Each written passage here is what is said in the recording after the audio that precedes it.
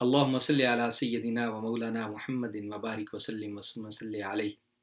Society کے اندر عام طور پر یہ مقولہ بولا جاتا ہے، قرض ایک لعنت ہے۔ کوئی شک نہیں، اس پر بڑی لڑائیاں ہوتی ہیں، جھگڑے ہوتے ہیں، آپس کے تعلق خراب ہو جاتے ہیں، مگر قربان جائیے دینے والے کو جو فضیلت اللہ رب العزت نے اور اس کے پیارے حبیب صلی اللہ علیہ وسلم نے عطا کی ہے۔ احادیث طیبہ میں سماعت کیجیے۔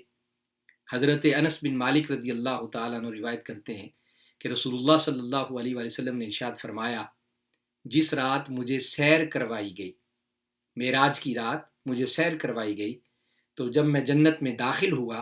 تو آقا علیہ السلام نے فرمایا کہ جنت کے دروازے پر لکھا ہوا تھا کہ صدقہ دینے والے کو 10 گنا ثواب ملتا ہے، اور کسی کو ادھار اور قرض دینے والے کو 18 گنا ثواب میسر آتا ہے۔ کہ جو شخص صدقہ دے اس کو 10 گنا ملتا ہے، مگر جو کسی کو قرض دے اس کی ضرورت پر، اس کی محتاجی کے مطابق اس کی مدد کرے تاکہ وہ اپنی ضرورت پوری کر لے اور پھر وہ لوٹا دے، تو جو کسی کو قرض دے، ادھار دے، آقا علیہ السلام نے ارشاد فرمایا کہ اسے 18 گنا ثواب میسر آتا ہے۔ آپ دیکھیے، ہم میں سے ہر ایک کوئی نیکی کرنا چاہتا ہے،